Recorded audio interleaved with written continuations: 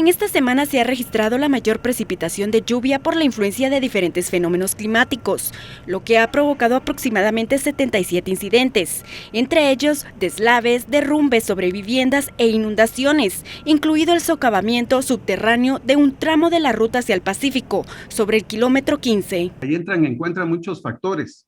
Primero, digamos que era una zona de fallamiento, ¿verdad? Las fallas de alguna manera están marcadas en un mapa geológico que ya tiene 40 años, ¿verdad? O sea, el no tomar en cuenta siquiera esa información básica que ya se tenía previo a ejecutar la obra es lo que estamos pagando ahorita. Adicionalmente, se necesita entender la dinámica del agua, ¿verdad?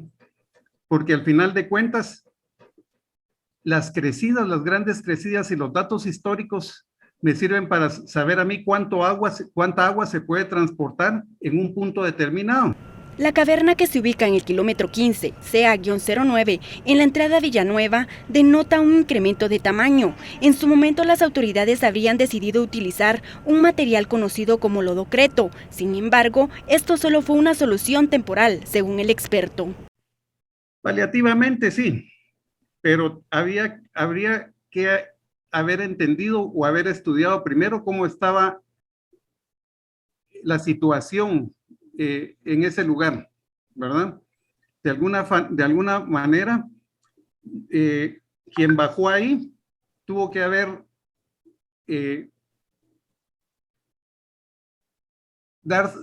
dado cuenta cuál era la magnitud.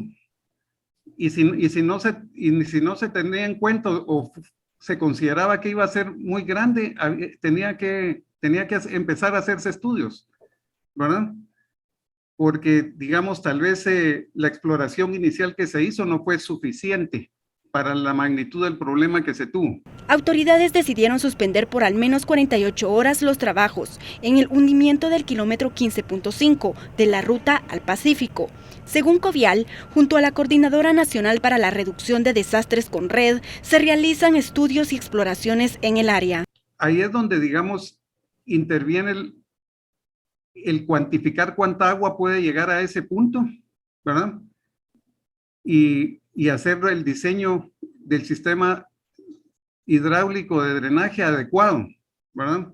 Porque si no es adecuado, los tubos van a trabajar a sección llena y no van a aguantar la presión del agua, ¿de acuerdo? Y ahí es donde falla la tubería de los drenajes y ahí viene el entrar el agua en contacto con el suelo, ¿verdad? Y empieza a hacer su acción erosiva, desgastadora, ¿de acuerdo? Hasta que encuentra un medio impermeable y ahí va escurriendo. Hay corrientes subterráneas también, ¿verdad? Entonces lo que sucedió con ese lodocreto es que no se tenía la idea de cuánto era la profundidad en sí de la caverna que ahí se pudo haber hecho, ¿verdad? Y si eso tenía algún escape subterráneo o no. Por eso fue que el subsuelo se tragó el lodocreto, ¿de acuerdo? Entonces, ahorita lo que necesitamos es una exploración geofísica, ¿verdad? Que nos diga cómo la magnitud de la caverna interna que ahí tenemos, ¿verdad? Y cómo fluye también el agua subterránea ahí. La temporada lluviosa del presente año ya se veía venir con fuerza, de acuerdo con los pronósticos del clima del mes de junio, ya que se esperaban de 4 a 6 ondas del este.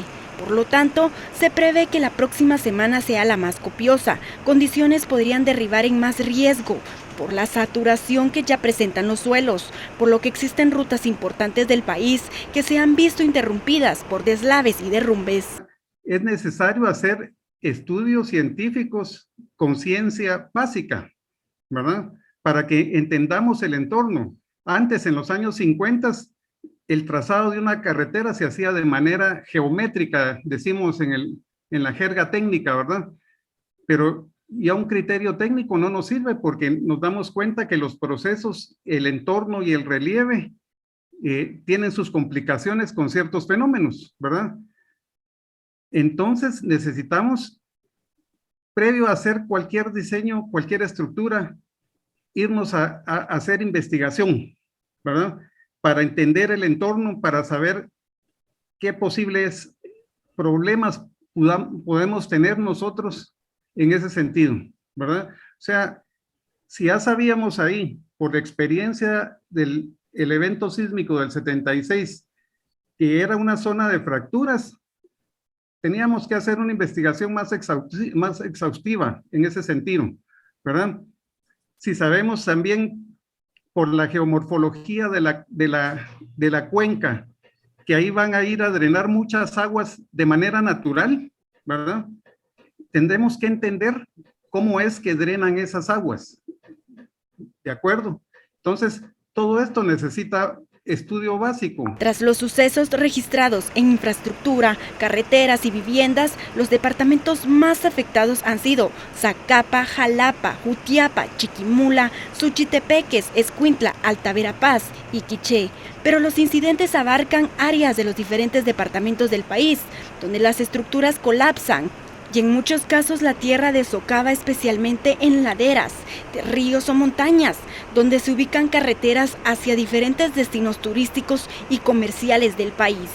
Si hablamos de deslizamientos y derrumbes, hay que hacer un análisis de vulnerabilidad en cada tramo, ¿verdad?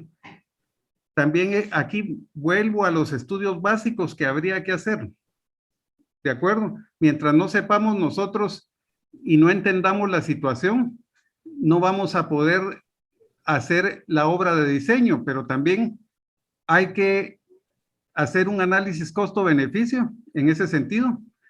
Muchas de esas obras, de alguna manera, tienen costos sumamente altos, ¿verdad? Que desde mi experiencia, solo en Japón, por ponerles un ejemplo, sí tienen los recursos suficientes como para hacer una obra de mitigación en una ladera que pueda presentar peligro, pero de alguna forma hacen un análisis costo-beneficio de cuál es la actividad económica que me va a permitir, digamos, la justificación de dicha obra, ¿de acuerdo? Entonces, simplemente aquí ya sabemos por años en ciertas carreteras dónde ocurre ese problema y habría que enfocarse en hacer un estudio específico, ¿verdad? O simplemente cambiar el trazo de la carretera, ¿verdad? Porque ya sabemos que ese nos va a seguir dando problemas, o también se pudiera hacer un túnel, pues, ¿de acuerdo? Entonces, hay muchas soluciones, ¿verdad? Pero hay que hacer estudios de detalle para poder llegar a tomar esa decisión. Por otra parte, luego de casi 10 horas de trabajos, las autoridades del Ministerio de Comunicaciones, Infraestructura y Vivienda y de la Municipalidad de Mixco habilitaron el paso vehicular sobre el kilómetro 24 de la ruta interamericana con dirección a la ciudad de Guatemala, donde un enorme derrumbe interrumpió el paso durante varias horas, desde la mañana de este domingo. De los 3 carriles, uno será reversible para que fluya una parte del tránsito hacia el occidente del país, informaron las autoridades.